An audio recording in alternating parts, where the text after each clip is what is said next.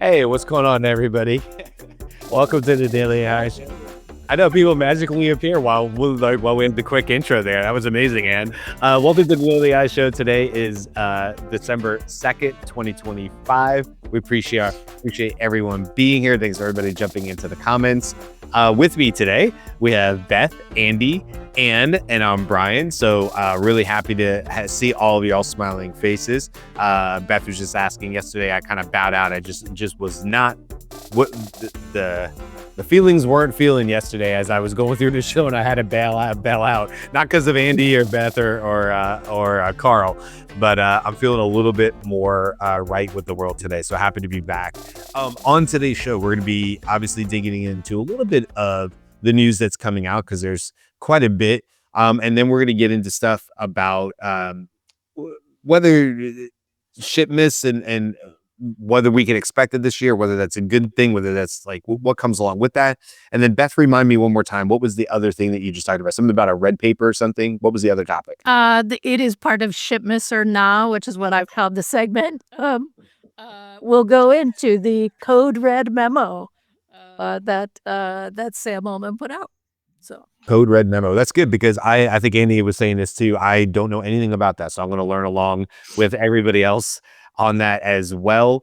And yeah, I think let's kind of just get into it as far as what we got for the news. I have sort of a fun one, although I kind of wish it had, like, I'll reload it here and see if it works. But this is just sort of a silly fun one. I'm going to actually bring it up on screen. But for those that have had kids, I feel like, Andy, this is maybe the most in your neck of the woods because of your grandson. So like, let's pull this up really quick because, you know, it is that time of year for Santa. And so for those of us who remember, there's NORAD, which is what is helping us track. That's the North American Aerospace Defense Command. It tracks Santa.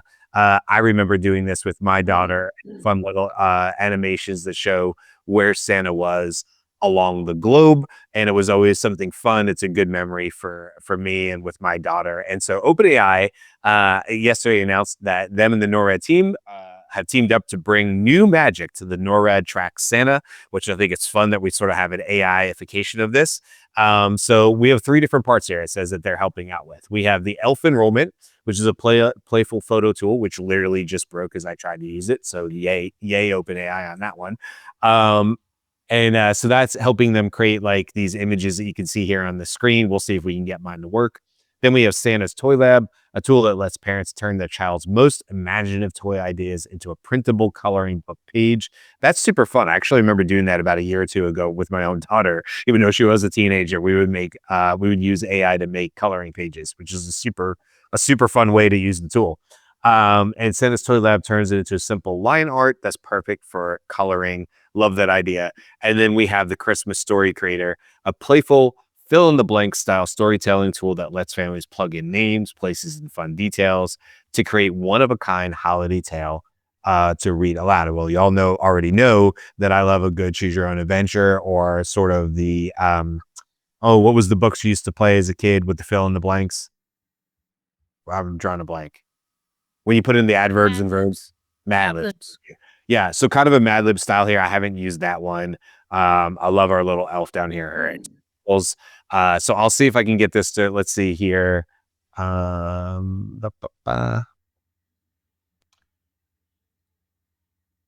I don't know. It started to make my elf, but it didn't quite get there. It's kind of just in this like in between land. Anybody else feel like, I'll pull that up on it. If it works, I'll pull it back on the leader in the news. Anybody else feel like it's painful watching OpenAI create images after Gemini and Nano Banana Pro? Like, it's painful. I just can't. I can't. It's like, it's creating an image right now. I think we'll go through 3 more news stories before the damn thing finishes. So yeah. I don't know what OpenAI needs to do from the Dolly side of the world. They don't call it Dolly anymore. But And you're muted. We can see you speaking. But no, that's okay. I was just beefing about, I cannot wait anymore. I only have one time around on this mortal coil, as far as I know. I can't be sitting here waiting like 12 seconds something anymore. I know. Period. And so, and what I love about that is like, as we're getting to the end of 2025, like, I love that we all have these.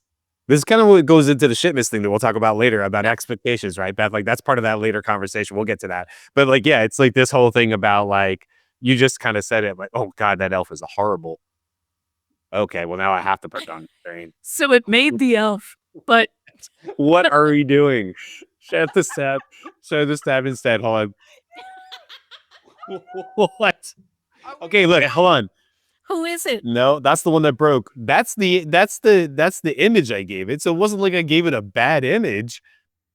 And it's supposed to create this fun elf, and this is what it created. Now that doesn't look anything like the fun elves that they got. Where's my sprinkles? Where's your sprinks? Man, that was a disappointment. I don't know what. Anyway, Sprinkles was the first hour, Brian. We don't have sprinkles for everybody. We're just counting on the hype. I was expecting something better than that. That was like a weird. I don't even know what to make of that. Okay. Anyway, we're not trying to scare kids. We're just trying to turn them into elves. I think we need to open AI. I don't know. Maybe because it wasn't a kid. Maybe I didn't have kid face proportions or something like that. Who knows? Anyway, let's move on to other news stories because like this was just the fun NORAD one. So that was a very festive opening. I really appreciate it. I'm smiling about it. But there's Code Red insinuation that there's something little nerve-wracking happening over at OpenAI, and I think it has something to do with Google. And Google, as you know, a couple years ago, we were thinking, how could Google be so lame in the world of AI? And yet now they are, in my view, preeminent and moving faster and forward in ways that, we just really are going to be stunned by. And it's relevant to Shipmas because Google just keeps putting out new stuff. So here's one that I thought was really cool today. This is a preview. Somebody put that up on the screen. I just shared. Hey, Andy, before you do that, can you switch your mics again? I think it's not coming through your Yeti right now. You sound like farther away, maybe. I don't know. Just try the other. Weird. Okay, yeah, because right now on this it says that Yeti stereo microphone is my one. Let me try the internal microphone and see if you like that better. It's different than it normally is. Can you hear me now? Yes, that's perfect. Let's do it. Okay, that's just the standard iMac microphone there. Okay. All right. So anyway, are you guys sharing my my screen now? Yeah, good. So Google has gems, and I'm now a gem aficionado. Like I'm building in gems more than anything else, and I think it's really good.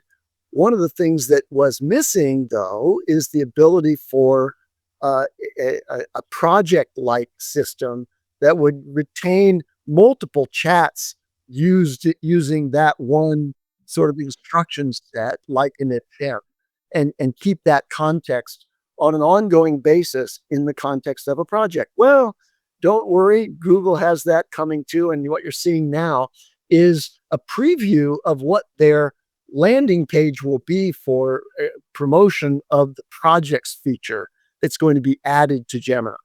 And so obviously keep your chats all together. You can put a project together and all the chats that you do with that one are kept within that same one. Whereas with a gem or with a custom GPT, you have a session, which is a thread with that gem or custom GPT. And that's a separate sort of session history over there. It's not conjoined as it is in projects within ChatGPT or now projects within Gemini. So go Google. Their stock price is way up there. It reached a high of around 328 when it was running around, in high 200s somewhere, fairly recently. But all of that was driven by Gemini 3. And the shot heard round the world was when Gemini 3 came out, along with a bunch of other user available tools that exploit the capabilities of Gemini 3, plus VO3 and all of the and Nano Banana and everything else. So Google is really on fire right now, and its stock price is going. Cathie Wood, a major investor with ARK, innovation funds invested $55 million in Google just these past few days. Okay, so she's placing a big bet on the future of Google and how far we've come since just a couple of years ago, what we were thinking they were behind the 8 ball. And you say that, but I think I've also seen that the guy who's famous for The Big Short, like he's like pessimistic on it. I mean, he's kind of like betting on the bubble basically, and the short of that is so he's made some news about that part of it. But also, like he's famous. Shorted Google though. I thought he shorted Nvidia. Was it Nvidia? Maybe I have that wrong. Yeah. I'll double check that. You might be right on that, Andy. Now that you say Nvidia, I was thinking it was Google, but yeah. Anyway, so that's sort of been circulating too. But like, I don't really follow it as much. I mean, I watched the movie that he was based on, and it's a good movie. But I also saw like sort of some in the notes that like he's also famously missed since that time. And so yes, he's famous for The Big Short and that storyline and the movie that was made out of it. But it's not like this guy is an oracle. I mean, it's not like he's nailed everything that's come out since then. So makes for good news, I suppose. But whether it's usable or not, I'm not so sure. I'm kind of like with you, Andy, as far as like where Gemini has come in 2025 and where I think their potential is in 2026.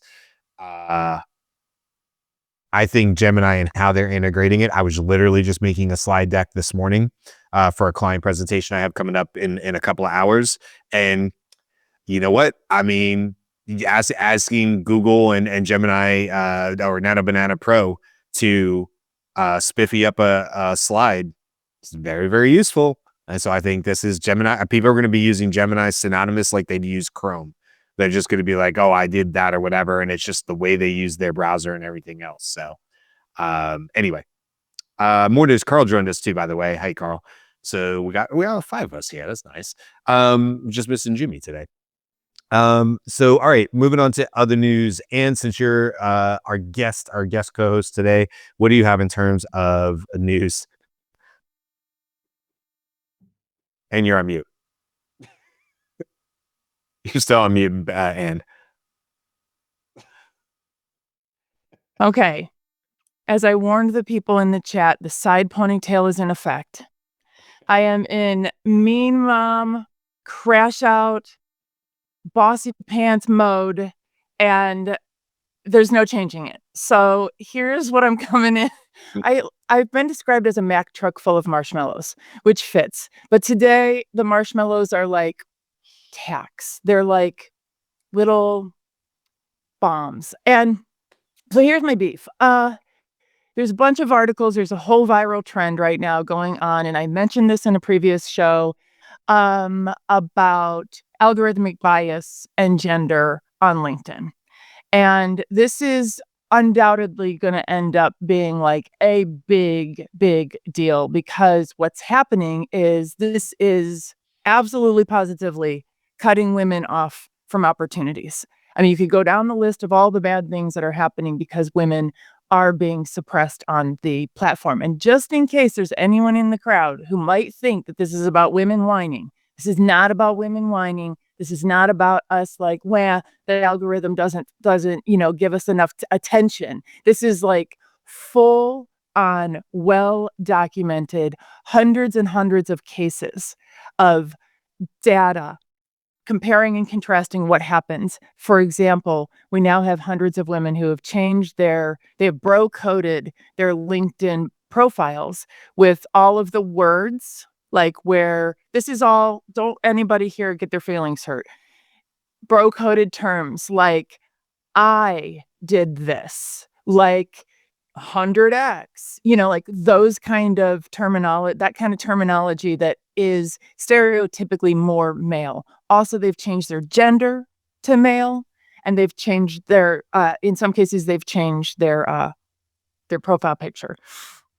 So what's happening is like the standard downward spiral that occurs with algorithmic bias. So you start out maybe with just like our like invisible biases, right? We think men, even deep down inside, internalized misogyny is a real thing. So even women sometimes think that men are more credible, especially in our case in tech and other STEM fields.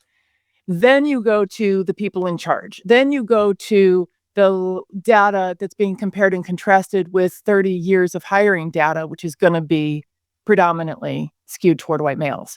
So it goes on and on and on. And this is why I'm in crash out mode, because it's like, it feels some days like, what is the point of trying to do a damn thing to make it better? We are drops in a bucket. Not even. We are angel tears, whiffs of drops in a bucket. There's nothing. It feels as though there's nothing we can do. However, for the people who give a shit in the crowd, I did post on LinkedIn and TikTok 5 examples of things that can be done. One is to sign a petition at change.org. You can't not find it there. Go to change.org, put in LinkedIn. It's going to pop up. It's really important because this will all contribute either to the really positive trend that we're seeing with consumers putting pressure on companies and companies doing something about the things that they're doing right in public before our very eyes. Also, you can engage with women's posts. Like, that helps. And LinkedIn right now prioritizes saving and sending. Send it to your friends to get algorithm juice. Save it to your wherever the saves go on LinkedIn. I don't know. It doesn't matter. Like, comment, do those things. It makes a huge difference. And what will happen is your feed will start bringing more women into what you see every day when you open up your app. That makes a huge difference.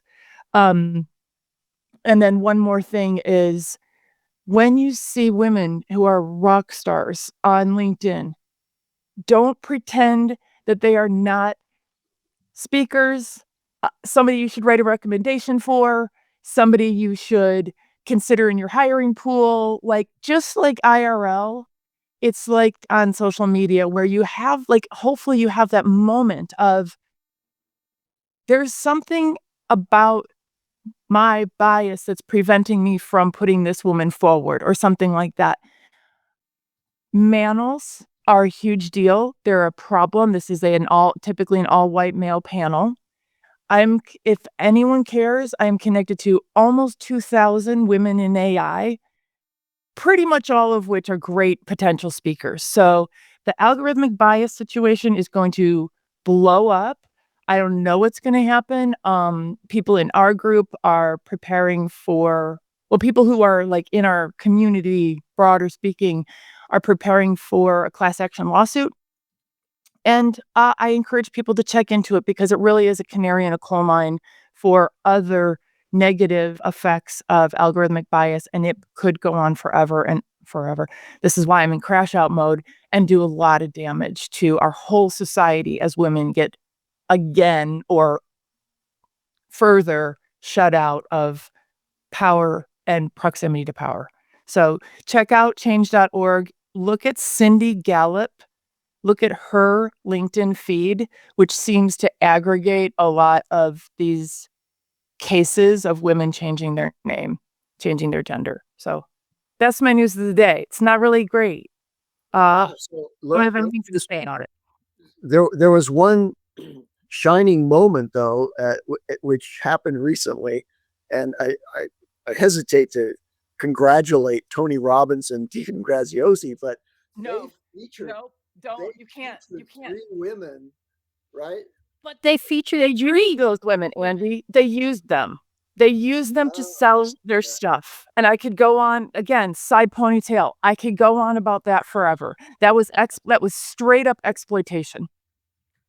Well, But the side effect of that was that anybody who was in that audience, and I don't know what the gender mix was, anyway, they would have left that saying, wow, women are leading AI.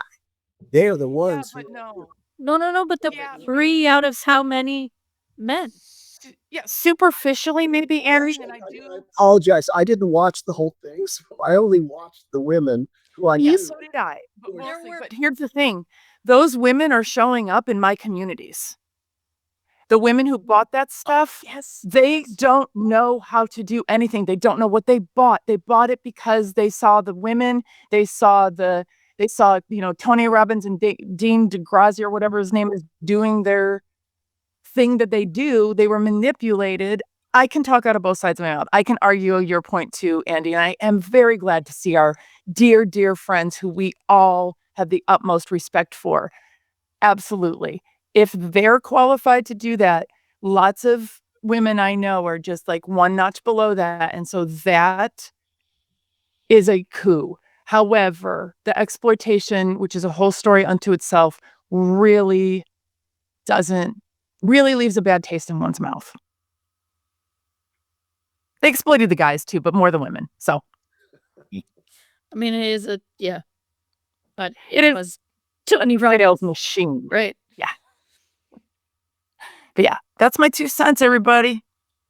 Well, thank you. And you posted the link to your LinkedIn article in the chat.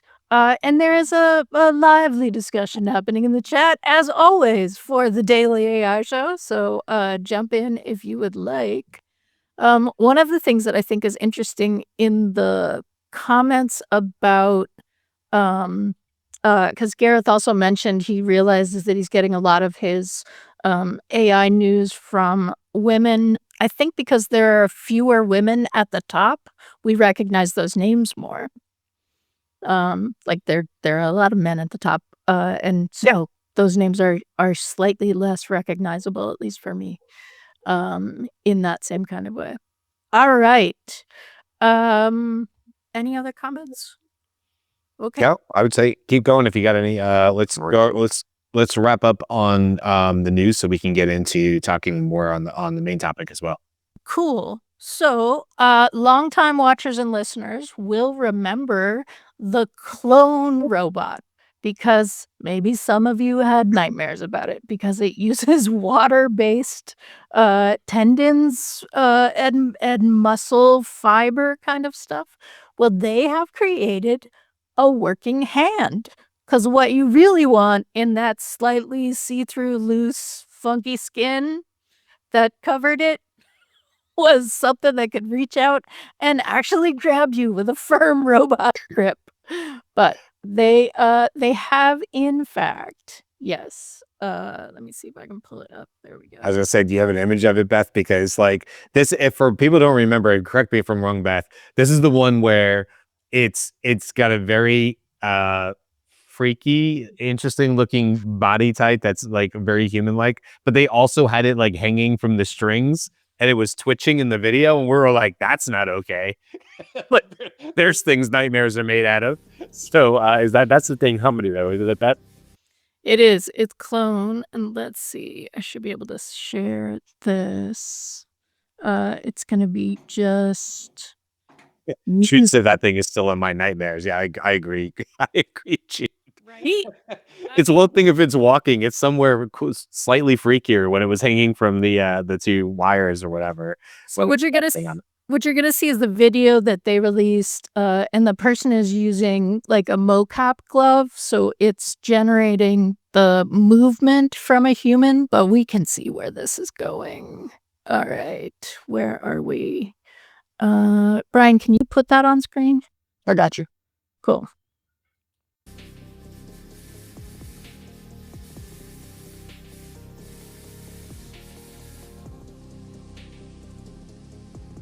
And you can see over, like, on the edge of the video where all the wires and things are. And, like, this is a glove, it looks like. I mean, this is both very cool and, yeah.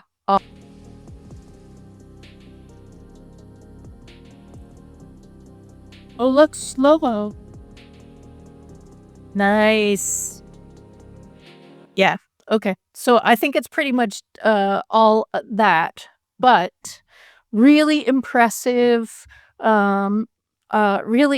innovation, right? And totally different than any of the other robotics things that we're seeing, which are not using this kind of more like anatomy-based, moving like a human design. It's much more like Lego parts, right? So that they're reproducible, they can do specific things that function within a human world, which is why we see robots that are humanoid, because if we're going to put them in industry or wherever we're going to put them, they're built for humans, so they have to have some of that crossover. But Yeah, I was thinking about that the other day, like literally in my kitchen when we talk about like, oh, everybody's going to have an AI helper in the house or whatever. But I thought, yes, I could see that, the Rosie the robot or whatever name your figure or whatever particular company you're following the most. But I think it will only work if the thing that you need done is not time dependent. If you want to give tasks to this future robot in your house for 20K or whatever, wow, it's going to have to be things that you don't really care how long it takes to get done. And my thought on this was, I was literally doing something we would all kind of do, which was I was putting away things that I had used to make a meal, right? So throwing something in the trash, turning around to the fridge, putting something back in the pantry. I would grab things with like these two fingers and then grab it over here. Just the things we don't even think about. And I just had this moment of realization that going, even the most dexterous, even robots with like this kind of hands and manipulation, that's not what you could expect. You could expect it to probably single-handedly take on one task, put this back in the pantry, then come back to start to repeat the next process. Well, that's not somebody who's going to go make me a sandwich, right? And I get that that's not exactly like what we're talking about in 2026, but as you show these, like I'm with you, Beth, like this is obviously the future, and the dexterity is going to be a big deal, especially in like the medical community where hell, I will take a robot that just helps people move people in beds and do rollovers. We used to have to do that as a firefighters, and just my heart goes out to all nurses and firefighters. It is hard to move somebody and roll somebody from a stretcher to a bed and do a sheet roll. And we have nurses that do this by themselves because they don't have any help, day in and day out, wrecking their back. So like little things like that, I could see, oh my God, this would be great. That would be helpful for. But I do think we're kind of like, it's fun to watch and stuff, but I go, yeah, but what's the real use case in an actual home about that? We joke about the recycling and taking out the recycling stuff, but in that particular case for you, Carl, like you would have to just be okay with it taking forever in a day to finish the recycling task. You couldn't be waiting on it or anything like that. It would have to be like a set and forget type of thing where you go and like, I don't care if it takes till 2 p.m. to get the recycling to my driveway. I only care that it's done correctly. But you also couldn't expect it to be done as anywhere near the speed that a human can pull it off. So anyway, just side note, because I happened to be thinking about it in my kitchen the other day about like, we're close, but also we're really not that close. It's like really quickly, it's like a mild evolution of how we can control our Roomba with our phone. Yeah. Roombas can take literally all day. I don't feel like it matters that much. Right. Like, yeah, all I want is the house clean. I don't care how fast you get the house clean. But there's 1,000 tasks that are time dependent, and like I think it's just going to be a lot of people really frustrated with the limited abilities of, this whoever buys the 20K, 30K, whatever they cost. But anyway, go ahead, Carl. What were you going to say? No, so I remember we joked about this a couple of weeks back. It isn't about the robot. Forget the robot. It's somebody controlling this thing. And literally, I'm going to pay a company, like, hey, look, I need you to take out my recycling. I don't care about autonomous. I just need it done. So this person, wherever they are, controlling the robot and doing it. Or if you're super kind of lazy, but not lazy, you are controlling the robot to take out the recycling, but doing it in like a chair. Like, take out the recycling. Okay, no problems. I'm now going to control my robot to take out the recycling. Exactly. It sounds ridiculous, but it's amazing. All at the same time, it's like, that is the most awesome thing to be lazy at. Like, I don't know how to describe it, but it's lazy and genius all at the same time. But back to them, like, when you showed that, Beth, I was like, this is perfect. The better the person can control, the better that person can have take my recycling out and put it down and go outside and dump it off. This is perfect. I will pay whatever company to do that. It's like, you have a robot? Kind of not. This robot is being controlled for somebody out in wherever, and they do for me. And it's a robot doing it, but it's not really just being controlled by somebody else. So it's like as if you get cleaners to a place, and this is not talking about home too. It's like, imagine in like areas where it's difficult to do this type of work because it's toxic. You have robots doing all this, and somebody's controlling it, just like a drone, but like, in somebody's basement or like a farm of a bunch of people controlling this stuff. So it's a great business. Do you remember, not at this CES, but 2024 CES, there was a holodeck floor, right? And you could just like there were I don't know, it could go in any direction. You could stand on it, you could move in any direction without actually moving, right? So that you could like, is this the new cubicle? Like we're in somebody's got a visor on, they've got like their controls in their hands or their mocap kind of stuff, and they're just walking on this floor that never goes anywhere in any direction. Like, This is where the Neuralink is eventually gonna go. Yeah. Like that's what it's gonna solve. That's oh, the end use of Neuralink, of like controlling robots. So And you it's can yeah. Look, it's a disability employment initiative, everybody. Let's get really excited about it. It's like, there's a whole series of books called The Ship Who Sang or something there, where like the ship is connected to the disabled person's brain, and like that's their body now. All right, sci-fi AI show done. Come back to daily AI show. Yeah, can I throw in one important bit of news here before we go on to the main topic, which is part of the musical chairs that are happening at the top levels of AI development, and I wanted to talk quickly about a fellow, John Giannandrea, who recently was the head of AI at Apple, and before that.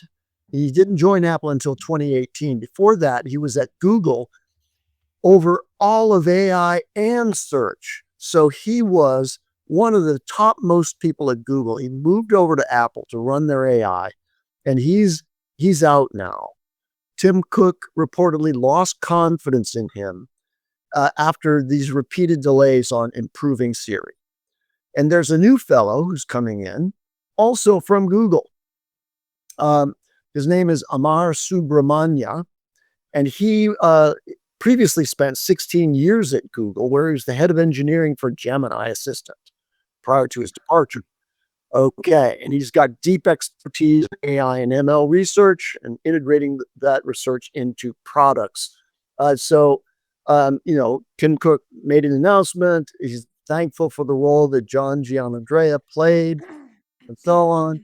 But AI has been central to Apple's strategy, and we're pleased to welcome Amar to Craig's leadership team. There's in the organization at Apple, there's a fellow who's over a bunch of different divisions, and so he's going to be reporting to this fellow, Craig, while he's being referenced in that announcement. So anyway, Apple, which hasn't really had a real strong performance yet to date, but maybe coming through its form. Let's not write Apple off yet. They've got new leadership now with Amar Subramanya, who's come over from. Actually, another quick point again about the musical chairs. Amar left Google to join Microsoft to head up their engineering as corporate vice president of AI in July of this year. Okay, so he was at Google, he moved over to Microsoft, and now he's going to Apple. And that quickly, too. You have to wonder what was going on at Microsoft that he would bounce back quickly. Maybe not enough. Maybe not enough. Like we talk about the show game of the money, right? Because it seems in some ways like a closed circuit of money going around. We'll buy your things, your stock will go up because we announced we're going to buy your things, so then you're worth more money, and maybe we didn't even have to buy it. That kind of stuff. I wonder if that's also what's happening with talent, with tech talent. Like, are they just trading the same people? Are new people coming in? Or are they just trading the same people all around? Because there's a limit of the top experienced talent, because how can you be experienced in this as a new person more than 3 or 4 years, right? Yeah. All right. And on that note, let's get to segment 2, because we're actually a segmented show some of the time and perhaps more of the time as we move forward. This segment I have called Shipmas or Nah, because at this time last year, Shipmas was already being hyped. We knew that something was coming. There was buzz about it. Shipmas was announced on December 4th, and it started on December 5th. So it is seeming like there is perhaps not a Shipmas happening from OpenAI this year. There have been discussions in one of the OpenAI dev forums, and like it seemed like they were considering it, but also there seemed to be leaks from the devs at OpenAI saying, please no. That's like really hard to get everything together to do all of it, and it's right before the holiday. So that's the first piece of information. The second piece of information is this leak-ish of Altman's Code Red memo, which seemed to be in response, and it's an internal memo, seemed to be in response to Google and Gemini taking over the top leaderboards of their things. And I suspect pairing with that, a general disappointment with 5.1, which was going to fix 5. It's not like it did make 5 better, right? 5.1 is noticeably better than 5, but compared to other things, and also, the DeepSeeks that were just released, the new models are equal or higher than what they're doing. So even though we just had a conversation like last week, this week, about moving toward ads, right? They're going to add ads. They're going to do a bunch of stuff. Carl talked about Pulse. What we're seeing is information saying that they're pausing that and they're devoting everything to the launch of a new, better model. So the idea here is, does it matter if Shipmas happens, right? Does the lack of Shipmas hype and leak of the Code Red memo mean panic, strategy, stagnation, chasing, leaving? Like, what do we think? One thing I want to comment on this is I would listen to the Core Memory podcast. So you have Mark Chen, who is the OpenAI chief research chief, is there, and he gets asked a lot of these questions. And if you're like totally a geek into AI, these are the type of people you want to listen to. The chief researcher at Anthropic, chief researcher at OpenAI. This is why I'm always wondering, like, what is Alexander Wang? What's his comments are, because I haven't heard from him on podcasts or anything since taking over, and that's a pretty significant role. I think you've got to say, hey, what is the vision? And in this hour and a half podcast, he lays out like some really in-depth things of what they're looking to do, why they're doing certain things. So I think, like, before you get into the information stuff, listen to this. It was put out yesterday. Very, very good interview. He goes everything from how they allocate compute, why they're talking about scaling versus it is scaling over pre-trained versus not pre-trained. The interview asked him specifically about Gemini 3, and his response was like, hey, we've got a bunch of models internally that already beat it. It's just we're going to release it. And we're going to release that one, which is even better. So, and the thing is, when he's talking, it's not like it's like talking like a researcher rather than it's like a CEO who's trying to, hype your company. It's very, very like, this is why we do things. He asked about like the coup, what happened during that time, and how essentially he was able to keep in the research side close to, or if I don't know what it was, 100% of his staff. Like they actually did at 2 a.m. Everybody signed the memo. It's like, hey, we've got a mission. This is our mission. Like, I know everyone's trying to pilfer you and stuff. Like, can you sign? Like, we're all in it together. And that, from what he was saying, is like everyone was in it, and that's what they were talking about. Then he starts talking about like hackathons and like the things that they were doing, and the coding competitions between the United States, China, Russia. It was really cool about that. Then Scaling Dead, the AGI timeline, and really the big focus for them is automating research within 2 years, hence the research intern for next year. He was talking about the future of AI hardware. He gets I don't think he gave it away, but he was like, it's a good, I would have you listen. And then he was just talking about DeepSeek, like the recent DeepSeek stuff, and then schemes and like preventing scheming models and things like that. So I think it's like a fantastic listen, hour and a half. It's not all over the place, but it's worth listening to, because it was like, okay, you kind of get the long term. I don't know how true that reporting is. Maybe it's true, maybe it's not, but I'm like, this is a better listen if you're looking more at the long term of AI rather than, hey, what's the next model release? Yeah. So that's interesting. And just the fact of that podcast would also be like Shipmas right? I don't know, like the information said there'll be a reasoning model next week being released. That's better, but it's interesting that coincides with Mark saying, yeah, we've got models who are way better than that, or beat that and better, and it's just like, we'll release them. So I always go back to, they're like, all these labs have models that are better than what we've been playing with. It's just, is it safe? Like, do they have the compute to release it? Like, what is all that? Because I'm sure Sam, Mark, they're probably playing with stuff that, just looking at us, you're like, you got no clue what actually really is. You're just playing with like this thing. And I think it's always been, we've always taught that they must have the access to better things. It's just, there's reasons why they don't put it out until certain times. And will you say the name of the podcast again? Yeah, it is the Core Memory Podcast, and the episode is called "OpenAI's Research Chief is Ready for War." Ooh, all right. I mean, my take on the Shipmas thing is, if you're in a defensive position, I can see why Shipmas can be detrimental to the company as a whole.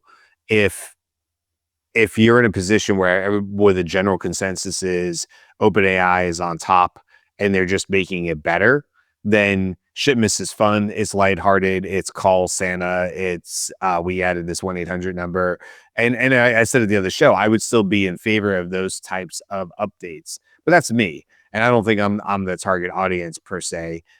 So if the feeling internally from the internal, red alert or otherwise, which is only ironic because it was only 2 years ago that Gemini had one or Google had one, is that if that's where they feel like the focus needs to be and that they're falling behind, then there's probably not a lot of value for doing Shipmas, because almost anything that you release is going to be held up with to a microscope to say, this still doesn't make 5.1 better. And I can see how you would have to get in more of a defensive position for something that should be a little bit more lighthearted.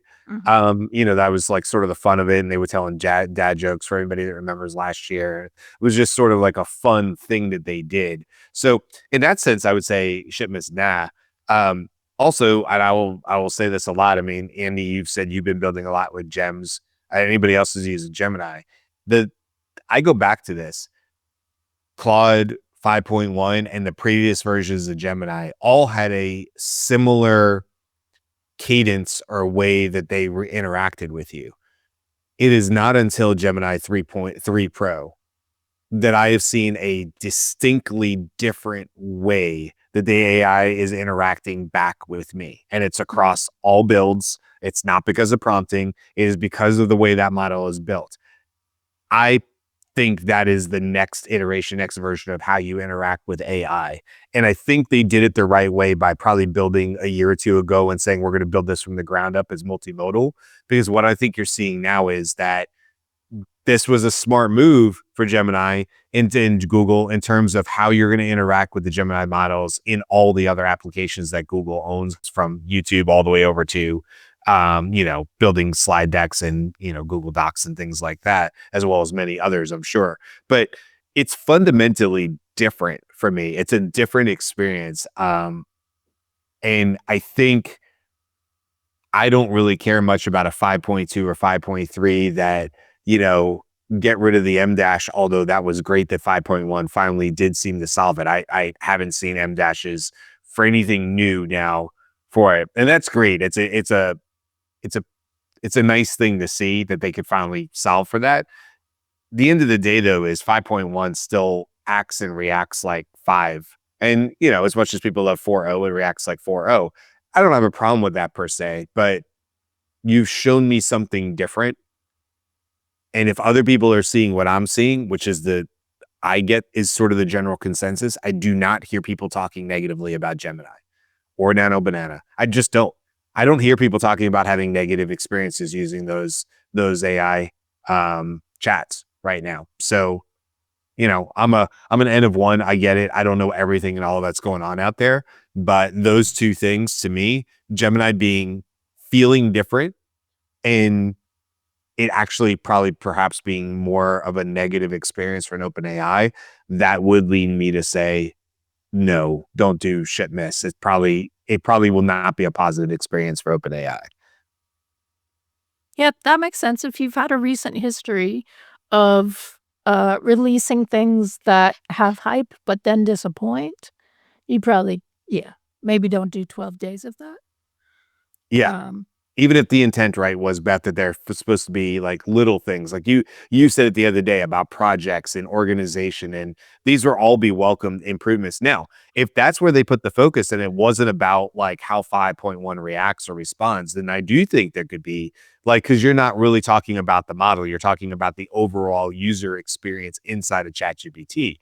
And just like Carl was talking about, I mean, again, I've mentioned this several times that one of the live announcements 3 weeks ago or so, maybe a little more now, where it was Sam and an engineer that I said looked like he could be a sibling of Elon Musk. They look very, very familiar, similar to me.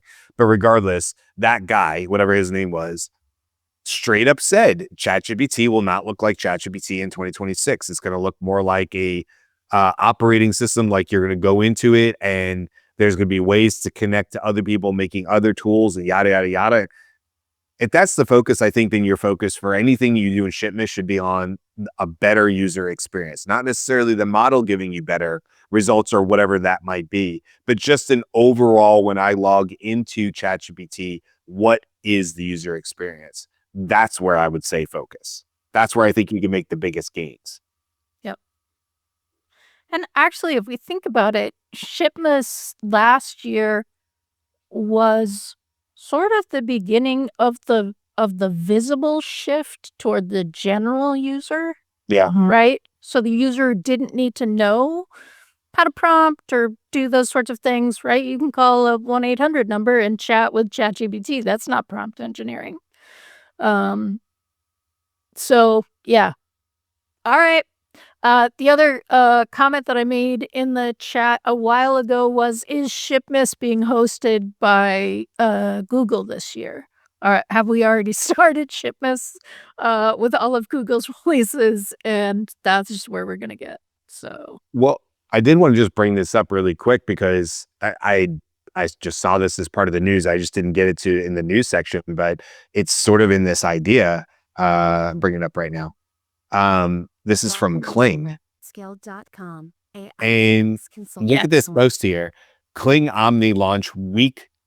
Kling Omni launch week day 1. Introducing Kling 01, brand new creative engine, blah, blah, blah. Limited time offer available to subscribers. Stay tuned for more surprises. Kling appears to be doing, I don't know if it's 1 week or 7 days or whatever, but they clearly in this post are saying that they're going to have these like more drops, more surprises coming. So is this their Shipmas? Are we not going to see it from OpenAI? But in fact, we do see it from, I don't know, like Midjourney or like name some other AI tool that we're all familiar with. Because that could be the case. Okay, people could have seen what the success that OpenAI had it with last year. We don't see it from OpenAI, but we do see some version of this from smaller AI players who are looking for ways to be in the news cycle for 7 days, 12 days, whatever the case may be. And it appears that Kling is doing something like that. You can see their watch again here with their brand new, new things they have on their website from video generation. They're basically saying they're like truly multimodal. And so they've got a lot of options on here that are kind of scrolling across the screen. So something to keep an eye out for over the next several days. What I'm hearing is that Kling is the talking point seems to be that Kling is Nano Banana for video, and Runway's model is cinematic potentially for people who really value film and cinema and the ability to do that. Carl, have you played with either one?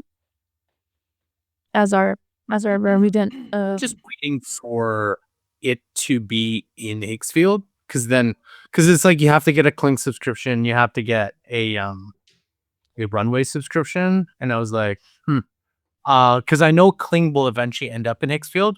I've never seen Runway in Higgsfield, so that's why I said Runway, and I was like, hey, put it into into here. But I'm sure Seed Dance, something else, because of all the ones, Minimax Halo was the one that got in. I never heard of it until I actually saw it on Higgsfield. It's like, what is this? I'm like, oh, interesting. And so, but Runway has never been in Higgsfield, but I'm sure Kling will be. Oh, it's already here. Kling 01 video, Kling 01 video edit is here in Higgsfield. So there you go. And that was announced yesterday, so that just goes to show. Yeah. So it's there's someone who has it for free. I'll pop it in free for the first week. I think it's in video, but I will pop it into our chat once I figure out which place is having it. There we go. Just to kind of put a connection between the topic that I came in raring to go with, and this is, my son told me that over Thanksgiving that he wants to potentially be a science communicator. So both of my kids are doing all this stuff with, sustainability, which for the college kids means the environment. And he and my daughter is studying political science. Like my son in particular is thinking about the origin of language for science, particularly STEM fields. And his dad is he studies coastal geomorphology. So he's been raised in like a really strong science vocabulary environment. And I've worked for STEM for 30 years. So if we think about how some of these really vapid marketing terms or names of models have entered our lexicon, and the fact that in just 1 year, we have now accepted the term Shipmas as like a word that means stuff and that we're comfortable saying. Like probably the first time you heard that word, you were like, OpenAI, can you do better? Shipmas? Really? It's like not even good. And here we are, like, we've now said Shipmas, 20, 30, 40 times on the show. It's just an example of how these, companies kind of live rent free in our brains a little bit. To be fair, I believe OpenAI sort of defaulted to Shipmas when everybody else did it, because their name was the 12 days of OpenAI. Yeah. And that wasn't going to roll off our tongues. So somebody else is the origin of Shipmas. I think so. Probably. Okay. I I was think just it came explain them. This is bad. It was the Daily AI show. Of course it was. Sorry. Yeah. And I related to that, I'm just going to say, I doubt that Shipmas is going to find its way into Merriam Webster's, list. I don't know. Oh, Word of the year? have you read Merriam-Webster's TikTok account? Because it's amazing. No, It's great. It's all about origin of words and stuff. Like yesterday, they had me reading for a while. So like kudos to them and whoever was running it about how in the has nothing to do with AI, but how the English language adopts words and things like I can't remember all of them, but shrimp scampi means shrimp, and ahi tuna means tuna. And there was like all these they had all these different examples in there, and I was like, yeah, would have never thought about that in a world. And then somebody in the comment was like, who knew Merriam-Webster dictionary was going to take over my top dictionary spot, in 2025 or whatever. But anyway, it just goes to show when you put the right people on these accounts. Another one I'll give a plug for because I live in the town is if you ever want to see social media done right, it's the person running the social media account for Tampa Airport. Yeah, it's very, very good. And if you've ever been to Tampa, we have a giant flamingo sculpture named Phoebe. They named it. They had a big competition. I didn't name it. It's named Phoebe. It's a very cool sculpture, by the way, but it's a giant flamingo that looks like it's ducking underneath the water. It doesn't matter. But this person has a whole thing against Crocs.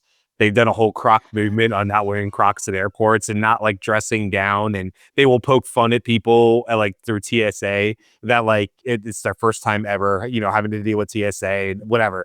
So it's actually really well done. Has nothing to do with it. I'm just saying like Merriam-Webster dictionary, great read on at least TikTok. I'm sure their Instagram and others are the same. And then the Tampa airport. And then just to wrap up today, because I know you all were waiting with bated breath, but Brian, what about the elf?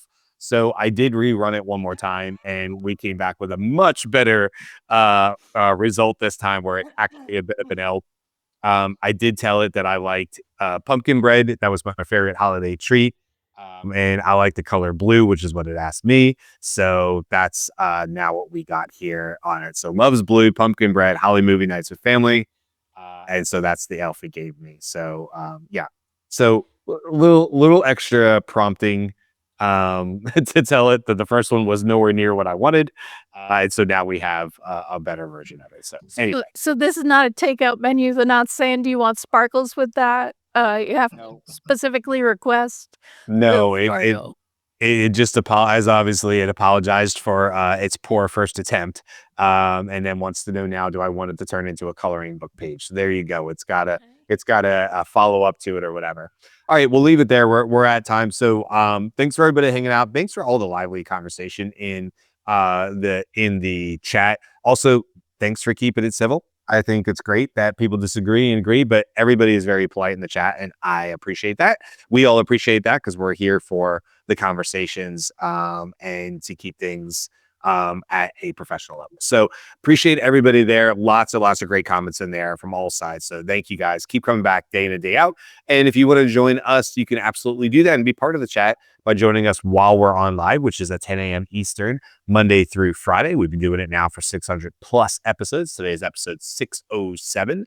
So we've been doing it for a while, and you can keep coming back day in and day out and hanging out with us if you like to. If not, obviously, another great way to interact with our community is to be part of our Slack community, which is free. So you can go to the Daily I Show community.com in order to sign up for the free Slack community. Trying to get better at putting more and more stuff in there. I have some music stuff to put in there for people who might care, are into that kind of stuff, and trying to share more from the show. So make sure you join up and sign up for there. I had some great prompts in there from a couple weeks ago that brought a lot of people in. So we'll continue to do that and make sure you guys have more resources inside that community. All right, that's it for today. We'll be back tomorrow. I believe Jimmy will be here to help us run our Wednesday show. Always good to see him. And we will see y'all then. Have a fantastic day.